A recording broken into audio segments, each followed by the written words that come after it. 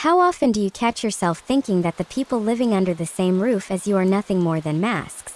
We are used to believing that our loved ones are an open book, whose pages we have turned hundreds of times. But what if there are chapters in that book that were intentionally glued shut? What if behind a door you pass every single day lies an abyss capable of swallowing your reality? My name is Merriwert. Until recently, I considered my grandfather Henry to be the most ordinary, even boring man.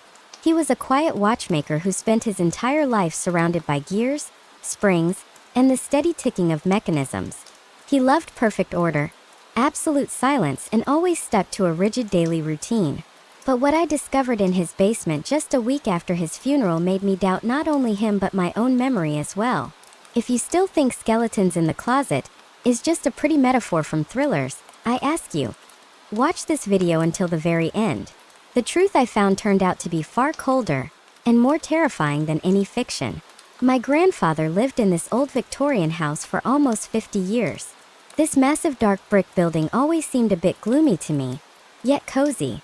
When Henry passed away, the house was left to me in his will.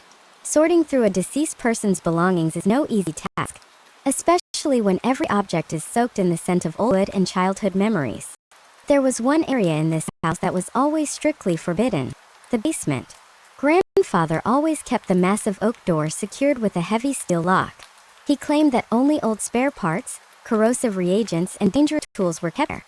Things that could harm anyone who didn't know how to handle them.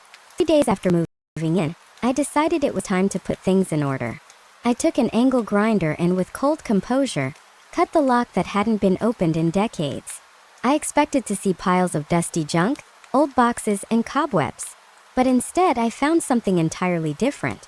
The entire basement was lined with huge tool racks, but one of them stood. Strangely, when I accidentally brushed it with my shoulder, the rack didn't wobble.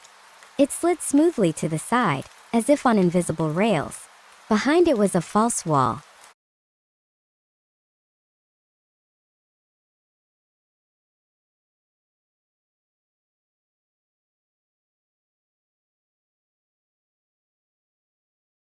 One cautious push and the partition moved, revealing a passage into a small, perfectly clean room that no living soul knew existed.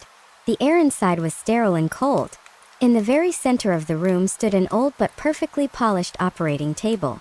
And on the shelves along the walls, there, neatly arranged in alphabetical order, were hundreds of glass jars filled with clear formaldehyde. I stepped closer and my heart literally skipped a beat. My breath caught.